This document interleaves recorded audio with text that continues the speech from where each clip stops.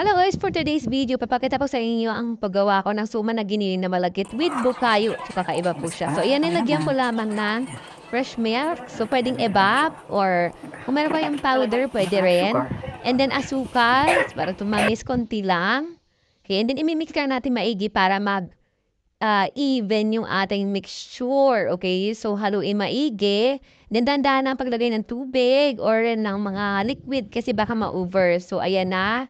Nahalo na maigi. Ayan ang bukayo na ilalagay ko. Galing pa yan ang kapis padala ng aking mother-in-law. So, ayan ang ating dahon ng saging. So, babalutin na natin siya. Okay. Ayan, ipa-flat lang natin kasi i-roll natin mamaya dahil sa gitna yung ating bukayo. Ayan. So, di gitna natin yan. Kailangan gumit na yung ating bukayo. Ayan. So, lalagyan na natin ang bukayo sa gitna. In konti lang ng bukayo. Okay, sayang kasi yung aking bukayo, baka masira.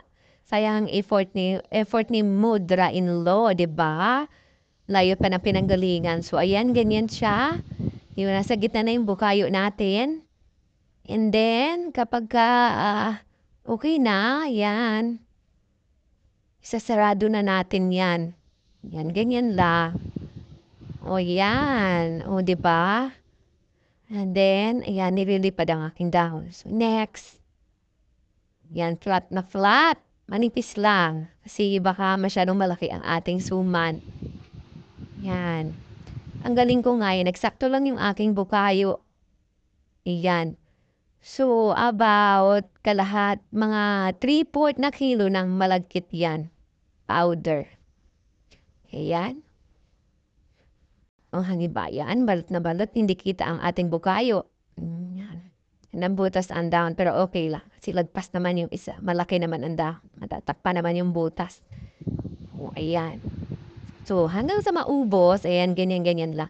O, ayan. So, nakagawa nga ako ng, bilangin nga natin kung ilan ang nagawa. So, nakagawa ako ng 32 pieces. So, sa 3/4 kilos na powder. So, ang next na gagawin natin ay steam natin yan. So, sinapinan ko ng dahon ang ilalim ng kaldero para in case masunog man na hindi masunog yung ating suman. So, steam natin for 30 to 45 minutes. Of course, tingnan natin kung luto na. Buksas tayo ng isa. Then, pag luto na, okay na yan. So, ayan na. O, diba? Ang dami. 32 pieces. Titikman na natin syempre. So, ganyan, diba? O, malagkit na malagkit. Okay, yan natin, buksan natin. So, ayan, food testing tayo. Ayan, ang ganda ng loob, di ba? Sarap! Diba? Ang sarap niya. First time ko gumawa niyan. Okay, thank you for watching. Try nyo guys minsan.